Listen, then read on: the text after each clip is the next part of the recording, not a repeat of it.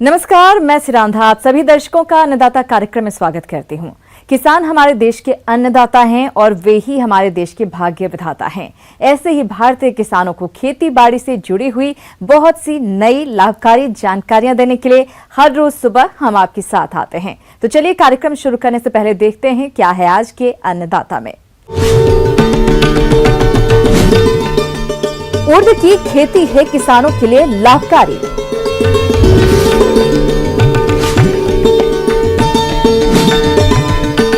धान की फसल में खरपतवार नियंत्रण के लिए उपयोगी है वीडर यंत्र।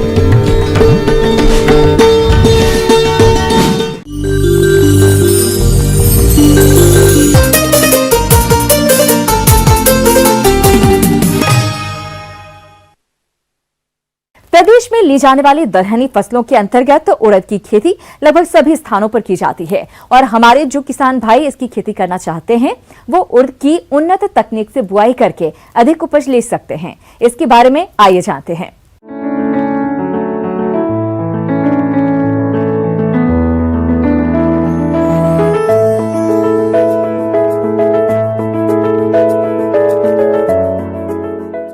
जैसा कि हम जानते हैं कि हमारे प्रदेश में उड़द की फसल खरीफ मौसम में और ग्रीष्म ऋतु में उगाई जाती है। चूँकि अभी खरीफ का मौसम चल रहा है, जून जुलाई में अभी उड़द की फसल बुआई के लिए उपयुक्त समय है। तो किसान भाई इस मौसम में अगर उड़द लेना चाहते हैं तो उड़द की फसल ले सकते हैं। तो इसके लिए किस प्रकार की जलवायु, उष्ण और नम जलवायु अच्छी रहती है। किसान भाइयों, वैसे तो उड़द की कई प्रजातियां विकसित हैं, लेकिन उड़द की अधिक पैदावार लेने के लिए आपको भूमि की किस्म एवं प्रक्षेत्र के अनुसार उन्नत किस्मों का चयन करना होगा। तो उड़द की कौन कौन सी हैं उन्नत किस्में, आइए इस बारे में जानते हैं। इसके लिए हम कौन कौन सी वैरायटियों का चुनाव करेंगे, तो सबसे पहले हम जानते हैं इसके लिए type 9, PU 31, PU 40, PU 19, PU 35, Narendra 1, आज़ाद 1, आज़ाद 3 ये किस्में उपयुक्त हैं। किस्मों का चयन कर सकते हैं और अच्छी वैरायटी का ही चुनाव करें, क्योंकि अगर हम अच्छी वैरायटी का चुनाव करेंगे तो हमारी उपज भी अच्छी ही प्राप्त होगी।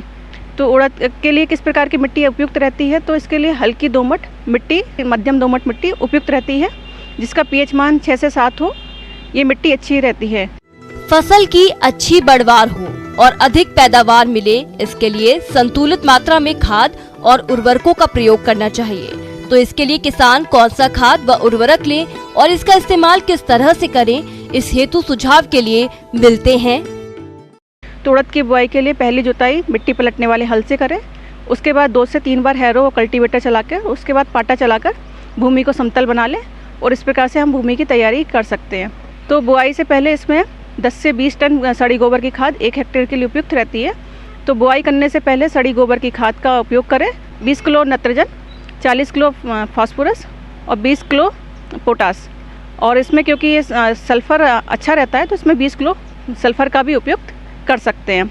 तो जैसे मैंने बताया, अपना नत्रजन, स्फूर और पोटास और सल्फ़र ये बुआई से पहले दे दें। आज के समय में कोई भी फसल कीट और रोगों के प्रकोप से अछूती नहीं, इसीलिए फसल को कीट रोगों से बचाने के लिए सबसे सस्ता और अच्छा उपाय है बीज उपचार। तो किसान अपने स्तर पर किस तरह से करे बीज उपचार, वह इस प्रकार से है। तो इसके लिए 1 हेक्टेयर के लिए 15 से 18 किलो बीज लगता है। तो जो मैंने आपको पहले किस्में बताई हैं उनमें से आप कोई भी किस्म का चुनाव करके आप बुआई कर सकते हैं। अब इसका जब हमने बीज लिया है तो बीज उपचार कैसे करें। अगर हम रासायनिक विधि से बीज उपचार कर रहे हैं तो इसके लिए डायथेनम M45 आता है, उसका 2 से 2.5 ग्राम मात्रा प्रति किलो बीज के हिसाब से आप उपचारित कर सकते हैं। चूँकि उड़द एक दलहनी फसल है तो इसमें राइजोबियम जो आता है कल्चर वो अच्छा रहता है। तो राइजोबियम कल्चर का एक पैकेट आता है 200 ग्राम का, उसका 10 किलो बीज के लिए उपयुक्त रहता है। तो इससे क्या होता है कि चूँकि ये दलहनी फसल है तो राइजोबियम कल्चर से इसके नोड्यूल बनने में और जो भूमि में नत्रजन है उसके उपयुक्त की क्षमता बढ़ती है। अब हम बुआई का तरीका कौन सा अपनाएं। इसमें बुआई सीड ड्रिल से करें।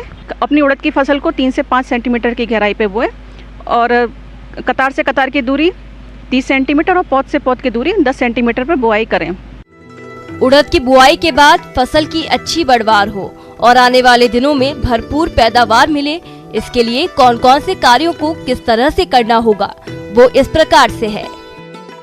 और इसमें सिंचाई, किसान भाई चूँकि खरीफ का मौसम है, बारिश पे ज़्यादातर फसल निर्भर रहती है, ज़्यादा इसमें पानी की आवश्यकता नहीं होती है।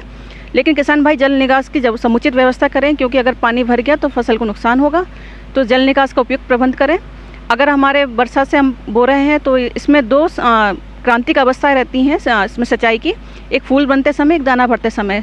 तो उस समय किसान भाई अपनी फसल में पानी की व्यवस्था को ध्यान रख लें। अगर उस समय बारिश हो गई है तो उपयुक्त है, अगर नहीं हुई है तो उस समय सिंचाई ज़रूर करें, क्योंकि अगर सिंचाई नहीं होगी तो उतनी दाना अच्छा नहीं बन पाएगा। इसमें बरसात के मौसम में ज़्यादा खरपतवार आते हैं, तो खरपतवार नियंत्रण करना बहुत ज़रूरी है। वासालिन करके दवाई आती है, इसकी 1 लीटर दवा प्रति एकड़ के हिसाब से बुआई से पहले आप उपयोग करें तो खरपतवार नियंत्रण हो सकता है। फिर 30 से 45 दिन बाद फिर से हमको खरपतवार नियंत्रण करना पड़ेगा, तो वो मजदूर लगा के किसान भाई कर सकते हैं।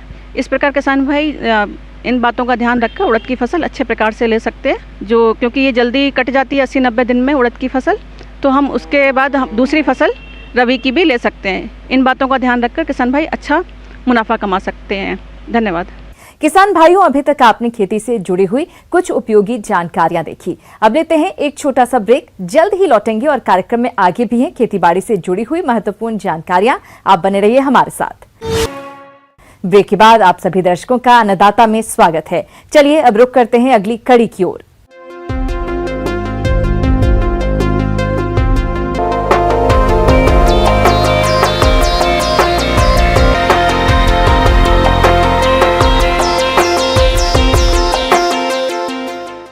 खरीफ में बारिश के कारण खेतों में अधिक खरपतवार उगाते हैं। अगर धान की बात करें तो इस फसल को खरपतवार से मुक्त रखने के लिए अब किसान उन्नत कृषि यंत्रों का इस्तेमाल कर आसानी से खरपतवारों की रोकथाम कर सकते हैं। तो चलिए इन यंत्रों के बारे में जानते हैं कृषि इंजीनियर निधि कुमारी से। नमस्कार। आज हम बात करेंगे खरपतवार निकाई यंत्र की, जिसको भी बोलते हैं कि वीडर बोलते हैं हम। वीडर जनरली होते हैं हमारे 2 प्रकार के होते हैं, और वीडर जो खरपतवार निकाई के लिए इस्तेमाल होता है उसकी एक्चुअली क्या होती है कि अगर हम वीडर का इस्तेमाल करते हैं तो हमारा लेबर कॉस्ट बच जाता है, और अगर हम टाइम की बात करें समय की काफ़ी बचत हो जाती है। तो अगर हम देखें तो 60 से 65% तक की हमारी लेबर कॉस्ट की कमी हो जाती है, और उतना ही 60 से 65% जैसे हमारे टाइम की सेविंग हो जाती है। तो आज के ज़माने में जो हमारे किसान भाई हैं वो लेबर, तो इस तरह की खेती के लिए हमें क्या करना चाहिए, जो वीडर का इस्तेमाल एक्चुअली 2-3 तरीके से कर सकते हैं। एक तो होता है हस्त संचालित और एक होता है पावर ऑपरेटेड। तो पावर ऑपरेटेड जिसमें बोलते हैं कि शक्ति लगती है, उसमें अगर हम हस्त संचालित की बात करें तो हमारे पास बहुत सारे वीडर हैं। पहला तो होता है कोनो वीडर। तो कोनो वीडर की बात करें तो आप देखेंगे कि कोनो वीडर में 2 तरह के रोटर होते हैं, 2 रोटर होते हैं। तो वो होता है आपका एक डायरेक्शन में, लेकिन अगर उसको हम समानांतर रूप में अगर एक एक्सल पे फिक्स करें और उसके ऊपर अगर हम बेल्ट नुमा मतलब बेंत नुमा अगर 1.4 मीटर जैसा हाथ संचालित करने के लायक उसको बनाते हैं, तो इसमें क्या होता है कि आपका जो इसका कोनो वीडर होता है वो टैपर टाइप के होते हैं। रोटर जब चलती है जमीन में तो वो धंसती है, तो उसकी जो धंसने की जो गहराई होती है 3 सेंटीमीटर के लगभग होती है। तो आप देखेंगे कि जो मिट्टी के अंदर रोटर जब चलती है तो उसका एक्शन होता है पुलिंग एंड पुशिंग, मतलब वो पीछे जाता है फिर आगे जाता है। तो इसमें क्या होता है कि आपकी जो वीड होती है, जो आपके खरपतवार होते हैं वो अपरूट हो जाते हैं, वो जमीन से वो निकल जाते हैं। तो इसमें सिंपली क्या करते हैं हमारे किसान भाई, बेंत को पकड़ते हैं और उसको आराम से चलाते हुए जाते हैं। तो अगर आप खुरपी से या किसी और चीज से निकाई करते हैं, जो हमारे जो पारंपरिक तरीके होते हैं उससे काफी अच्छा होता है। और इसकी जो फील्ड कैपेसिटी होती है वो आधे एकड़ प्रतिदिन के हिसाब से आप ले सकते हैं। एक दिन में 8 घंटे 9 घंटे अगर हम काम करते हैं तो आधा एकड़ प्रतिदिन के हिसाब से इसकी क्षमता होती है, कार्य क्षमता। और ये सिंगल ऑपरेटेड होता है, मतलब एक इंसान की जरूरत होती है इसमें, और ये ड्रजरी रिडक्शन कम करता है आपके खुरपी जो पारंपरिक तरीके से जो हम वीडिंग करते हैं। उसी प्रकार से अगर हम इसकी बात करें तो ये धान के खेतों में ज़्यादा हम यूज़ करते हैं। धान के खेत में इसलिए यूज़ करते हैं क्योंकि धान में ऐसा देखा गया कि हमारी जो खरपतवार होते हैं ज़्यादा होते हैं, और धान की जो खेत होती है वो नमी हमेशा रहती है, तो वहाँ पे ये काफ़ी उपयोगी होता है। और इस वीडर में मतलब 25 से 30 सेंटीमीटर तक की जो पंक्तियों के बीच में जो जगह होती है उसमें ये वीडिंग करता है। तीसरा जो होता है हम बोलते हैं उसको battery operated portable wetland weeder. तो वेटलैंड वीडर मतलब वेटलैंड हम बोलते हैं जहाँ पे गीली मिट्टी होती है, जैसे कि हम जहाँ पे कदवा करते हैं जनरली, जो हम धान जहाँ पे लगाते हैं वहाँ पे तो आप जानते ही होंगे कि हमारी मिट्टी गीली होती है, हमेशा हमें ज़्यादा पानी देना होता है धान की खेतों में। और इसमें ये उस SRI मेथड, जो श्री मेथड जो बोलते हैं, श्री तरीके से जहाँ पे हम धान की रुपाई करते हैं, वहाँ पे ये काफ़ी उपयोगी साबित होता है। पावर वीडर आमतौर पर छोटी मशीनें होती हैं जो पूरी तरह से खरपतवार को हटाने के लिए उपयोग की जाती है। इन मशीनों को आसानी से इस्तेमाल किया जा सकता है, यहाँ तक कि इनके सुरक्षित संचालन के लिए किसी भी प्रकार के पूर्व प्रशिक्षण की आवश्यकता नहीं होती। यह वीडर इंजन, फ्रेम, ब्लेड्स तथा सहायक पहिए का मिश्रण होता है। ये आमतौर पर 2 छोटे स्ट्रोक इंजन द्वारा संचालित होता है। इंजन का उपयोग वीडर के सामने लगे हुए ब्लेडों को घुमाने के लिए किया जाता है। वीडर में इंजन को स्टार्ट करने के लिए रिकॉर्ड स्टार्टर लगा होता है। इंजन चालू होने के बाद मशीन को कोई व्यक्ति धकेल कर आगे बढ़ाता है। अधिकांशतः इंजन शक्ति का उपयोग केवल ब्लेड को घुमाने के लिए ही किया जाता है। और इसकी जो कार्य क्षमता है वो 0.2 से 0.2 से 0.3 हेक्टेयर प्रतिदिन की होती है। और इसका कॉस्ट थोड़ा ज़्यादा होता है अन्य हस्त संचालित वीडर से। इसकी कॉस्ट लगभग 8,000 रुपये होती है, लेकिन ये काफ़ी अच्छा होता है। चलाने के लिए भी आपको बहुत एक्सपीरियंस की ज़रूरत नहीं है। और इसमें ड्रजरी रिडक्शन होता है, बोलते हैं जो शरीर से जो आप थक जाते हैं वो नहीं होगा। और इसकी इफ़िशियंसी काफ़ी होती है, सबसे ज़्यादा इफ़िशियंसी 95% तक की इसकी वीडिंग इफ़िशियंसी होती है। और इसका जो कॉस्ट होता है, जो लागत होती है, कॉस्ट ऑफ ऑपरेशन जो बोलते हैं, ये 625 रुपये प्रति हेक्टेयर होता है। तो इसमें टाइम की काफ़ी बचत होती है। तो ये वीडर भी अच्छा है और 8,000 रुपये कुछ ज़्यादा भी कीमत नहीं है। तो आप इस तरह के वीडर को भी आप अपना सकते हैं। आगे और भी हैं खेतीबाड़ी से जुड़ी हुई बहुत सी रोचक जानकारियां, पर यहाँ पर रुकेंगे एक और ब्रेक के बाद। एक बार फिर से आप सभी दर्शकों का अन्नदाता कार्यक्रम में स्वागत है। बढ़ते हैं अगली प्रस्तुति की ओर।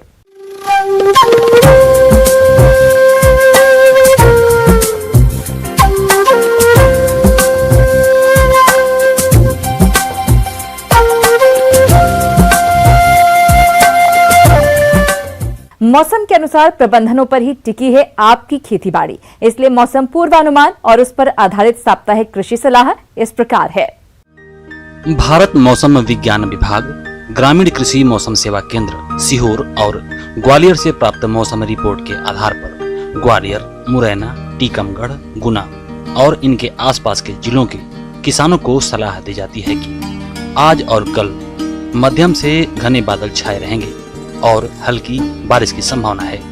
ऐसे में इन क्षेत्रों के किसान भाइयों को सलाह दी जाती है कि वर्षा होने के बाद धूप और फिर बादल की स्थिति बनने से फसल पर सफेद मक्खी का प्रकोप होने की संभावना है। सोयाबीन, मूंग, अरहर, तिल, उड़द और सब्जियों में भिंडी, लौकी, तोरई आदि पर इसका प्रयोग होता है। सफेद मक्खी फसल पर विषाणु जनित पीला मोज़ेक रोग फैलाती है। रोग के लक्षण पौधे की नई पत्तियों पर दिखाई देते हैं तथा पत्तियों पर बेतरतीब ढंग से फैलकर बड़े बड़े चमकदार नीले पीले धब्बे बन जाते हैं। पत्तियों की मुख्य सिरा के साथ पीली पट्टी बन जाती है और बाद में पूरी पत्ती पीली पड़ जाती है। नियंत्रण के लिए मौसम साफ होते ही थियामेथोक्साम 25 WG 10 ग्राम प्रति हेक्टेयर या इथोफेन प्राक्स 10 EC 1.25 लीटर प्रति हेक्टेयर या एसिटामिप्रिड 20 SP 200 से 250 ग्राम प्रति हेक्टेयर की दर से या इमिडाक्लोप्रिड 17.8 SL की 100 मिलीलीटर मात्रा प्रति हेक्टेयर की दर से छिड़काव करें। सोयाबीन, सब्जियों एवं अन्य खरीफ फसलों में जल निकास की उचित व्यवस्था बनाए रखें। खरीफ सब्जियों की फसल की निराई गुड़ाई करें तथा बची हुई उर्वरकों की मात्रा दें। बेल की सब्जियों के लिए मंडप बनाएं। सब्जियों की तुड़ाई भी करते रहें। कीट एवं बीमारियों से फसल को बचाने के लिए जरूरी कीटनाशकों एवं फफूंदनाशकों का प्रयोग करें।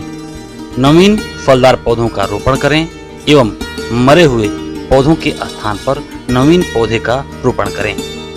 पशुशाला एवं मुर्गीशाला में किलनी एवं चिमड़ी के नियंत्रण हेतु मेलाथियान की 3 मिलीलीटर मात्रा प्रति लीटर पानी की दर से घोल बनाकर छिड़काव करें। अन्नदाता हेल्पलाइन निःशुल्क फोन संपर्क सेवा के माध्यम से आपके द्वारा पूछे गए प्रश्नों में से 1 या 2 महत्वपूर्ण प्रश्न को हम अपने कार्यक्रम में शामिल करते हैं। इसी के तहत आज का चयनित प्रश्न और उसका जवाब इस प्रकार है। निःशुल्क अन्नदाता हेल्पलाइन में आज हमने जिस प्रश्न को शामिल किया है उसे पूछा है। गांव बंजारी, जिला भोपाल के संजीव कुमार यादव ने, आपने मिर्च की फसल में रस चूसक कीटों की रोकथाम के बारे में जानकारी चाहिए है, तो इसके लिए देखिए कार्यक्रम का यह अंश। जब कभी भी आप मिर्च की खेती करने जाते हैं, चाहे सामान्य मिर्च की हो या शिमला मिर्च की हो, आप उसमें विभिन्न प्रकार के कीड़े मकोड़े और बीमारियों का आक्रमण हो जाता है, जिससे आपकी फसल अच्छी नहीं हो पाती और आपको इसमें काफ़ी नुकसान भी झेलना पड़ता है। इसमें 2 या 3 प्रकार के कीड़े और बीमारियां ऐसी होती हैं जिनको ज़्यादा नुकसान आपकी फसल को होता है, और ये देखा गया है कि इसमें जो मुख्य बीमारी आती है उसको फैलाने में कीट का ही हाथ है। मिर्च में आप देखिए, शिमला मिर्च हो या कोई सामान्य मिर्च हो, इसमें मुख्य रूप से 3 प्रकार के कीड़ों का प्रकोप होता है।